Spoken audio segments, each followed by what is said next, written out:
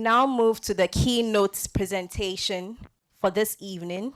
Our speaker is Mr. Kenneth Garte. Mr. Kenneth Garte is a lawyer, chartered valuation and estate surveyor, and licensed insolvency practitioner in Ghana. He is a lecturer in the Department of Private Law at the University of Ghana School of Law.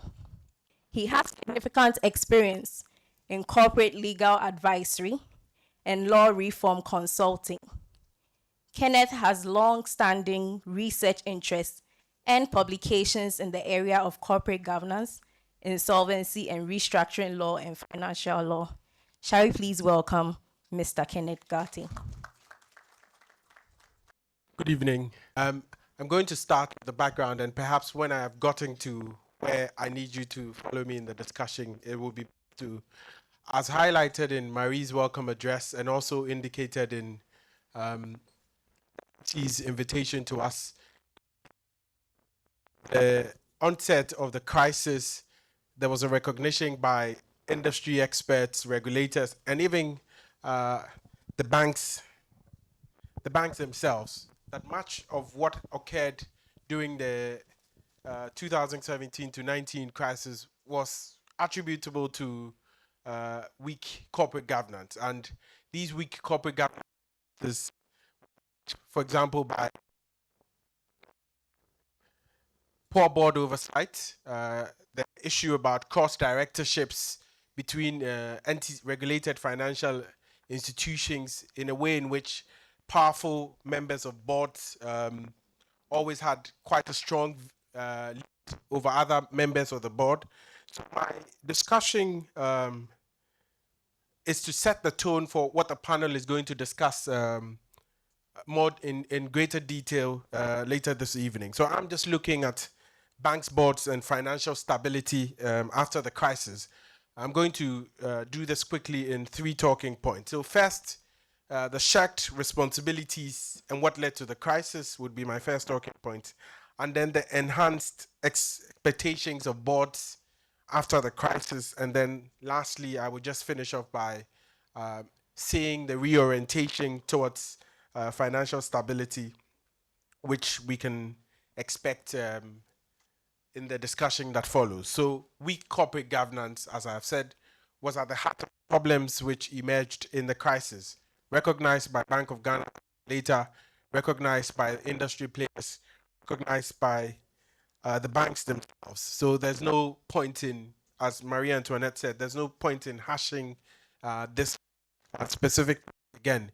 But on the second point about enhanced expectations of boards, in the period after the crisis, we would recognize that the Bank of Ghana went into regulatory overdrive and has possibly covered all the steps which ought to be covered from a range of activities that had to be followed. So we see again that in the period after the crisis, the focus was on the Bank of Ghana's regulatory activities. But I'd like for us to think through it differently. Banks are companies. They are just companies with a license to engage in banking business. So they are subject to regulation as any other company. And for those of you familiar with Ghanaian company law, we had a transition in 2019 to a new Companies Act. Okay? So bank boards, in spite of the regulatory directives that have come up from the Bank of Ghana, are also subject like any other company. But we see that something significant happened in the regulatory changes in the Companies Act 2019 that I'd like to draw your attention to. So if you're familiar with what banks, with what directors do for any ordinary company, they are the directing minds and are appointed to administer the business of the entity. So bank boards have that primary duty. But when we go into the regulatory framework of what directors must do, 2 very important changes occurred in 2019, which is very useful for the financial stability discussion that we're going to have tonight. So in the old Companies Act, for example, you had a situation in which bank directors had a set of duties. Okay, I wish that it was available for you to see and follow me. Had a set of duties, 3 or 4 main set of duties, but significantly, directors are required to act in the best interest of the company. All right, and they are supposed to. They are fiduciaries, so they have to undertake their duties with the utmost good faith and to the best of their ability as individual directors, and then collectively as a board. Okay, but something changed in the Companies Act in 2019, which is useful for our discussion today. For the first time, Ghanaian law specified significantly what directors must have their minds to in terms of they are acting in the best interests of a company. So beyond just acting in the best interest of the company in terms of profitability, we saw a transition towards acting in the best interest of the company with longer term interests. You know, sometimes the problem with the pressure on bank boards and management is short term profitability to be able to avoid AGM problems, because you are expected to pay dividends as you go along, especially if you're a listed bank. There'll be such expectations. But we see that within the Companies Act, there was a transition to ask directors, one, to focus on long term interests, two, to focus also on community and environmental interests specifically. This was not previously the case. And thirdly, to also ensure that their management of activities, this is to all boards, inures to the reputation of companies. So in the case of bank boards, we see that financial stability and what the bank boards must have in mind towards profitability is not just limited to the annual accounts numbers. Okay, there are wider dimensions, and this is quite unusual in our common law world and the regulatory activities. This is quite unusual. So banks now have the focus to look at longer term interests, all companies, but I'm zeroing in on bank boards, reputational issues, because you must run your business under Ghanaian law since 2019 with a bid that the long term reputational reputation of the bank would be covered. Beyond these 3 steps, which was added to the framework of directors' duties under the Companies Act, we also saw that specifically, and some of us have made commentary that this was not required because this was expected in any situation in which banks, any board at all would operate. So the Companies Act adds that directors must exercise independent judgment. One would think that if you're an expert and you are appointed with that expertise to be able to contribute to the overall profitability of a company, you should be able to exercise independent judgment. But what we saw during the financial crisis and the examples that came from both the regulator and journalistic reporting showed that perhaps we thought that it was necessary in our law to include that directors must exercise independent judgment in their activities. Same goes for bank board. So we see a transition where it was to stop the issue of one person on the board carrying, it's called the herding effect, carrying everyone, so they respect the opinion so much that they do not take independent advice on a matter where it might be needed to ask an opinion. We saw that in some examples where especially those banks had transitioned from savings and loans companies, and before they gained their banking license, you tended to have majority shareholders or previous management having a very strong control over the bank board. So we see that within the Companies Act as well, there's a transition away from that.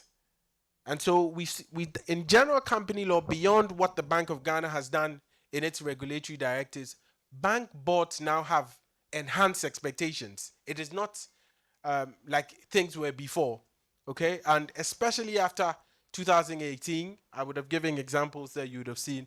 The Bank of Ghana put out a flurry of directives, a risk management directive, a corporate governance directive, now specifically even a corporate governance disclosure directive, financial risk directive, a whole set of directives, if I recall, maybe 12 or 13 that are applicable to the specific discussion that we're going to have today. So, to bring this into context, what does it mean then for board banks in terms of financial stability? We see that regulation has become much, much tighter, okay? And banks are going to move away from especially individual members of the bank boards are now under responsibility specifically under law beyond, you know, hiding under the aegis of a board. It's a board decision. There's individual accountability of individual board members, and we're also going to see a transition that considers financial stability outside of just profit and loss numbers to a place where we're thinking more in terms of what do our activities mean for the environment? What do our activities mean for the immediate community? What are my individual responsibilities on the boards, on the bank's board towards the objective of? I think we can go past this. Yeah. So we see some of the directives which have a close connection to the expectations. Corporate Governance Directive, Fit and Proper Persons Directive. So now there's a very rigorous test as to who can be a member of a board of a bank. It's not just going to be, you are my friend, I go to church with you, you are my pastor, you can be on my board. No, that situation. There's very strict requirements for who might be appointed a member of a bank board. And I think I read recently that it's now going to be annual evaluations of the Fit and Proper Persons test, the Capital Markets Directive, Risk Management Directive, Mergers and Acquisitions Directive, Liquidity Assistance Framework. We saw how that became problematic in certain areas. I'm not going to go into that detail. A Corporate Governance Disclosure Directive, and very interestingly, something I'd like for you to take note of, a Climate-Related Financial Risk Directive.